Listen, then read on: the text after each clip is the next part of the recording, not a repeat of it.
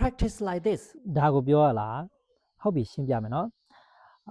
SE နဲ့ CE နဲ့ဘာကွာသလဲဆိုလို့ရှိရင် British အသုံးနဲ့ American အသုံး British English က verb ဆိုလို့ရှိရင် SE နဲ့ဆုံးတယ် noun ဆိုလို့ရှိရင် CE နဲ့ဆုံးတယ်ဥပမာ British English အရင်ပြောမယ် Speaking practice is important English ကပြောလေ့ကျင့်တာက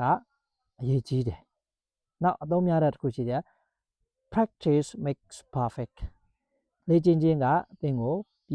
ည့်စုံအောင်လုပ်ပေးမယ်အဲ့ဒါက noun အနေနဲ့သုံးတယ် SE နဲ့ဆုံးတဲ့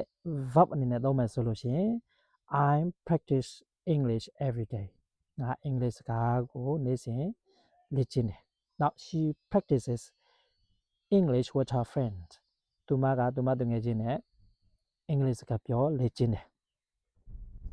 အဲ့ဒါက British အသုံး American အသုံးကြတော့သူကCE နဲ့ပဲဆုံးတယ် verb ကလည်း CE ပဲ noun ကလည်း CE ပဲ noun အနေနဲ့သုံးမယ်ဆိုလို့ရှိရင် English practice is important English စာလေ့ကျင့်တာကအရေးကြီးတယ်နောက် verb အနေနဲ့ပြောမယ်ဆိုလို့ရှိရင် I practice English every day ပေါ့နော် CE နဲ့ပဲဆုံးတယ်ဒါဆိုလို့ရှိရင်ဘာပဲကွာလဲဆိုလို့ရှိရင် British အသုံးရဲ့ American အသုံးရဲ့ပဲကွာတာဖိတ်ခေါ်ပါအောင်မယ်ဦးစင်းရဲ့ YouTube channel ထဲသွားပြီးတော့မှအင်္ဂလိပ်စာလေ့လာပေးဖို့မမေ့ပါနဲ့เนาะ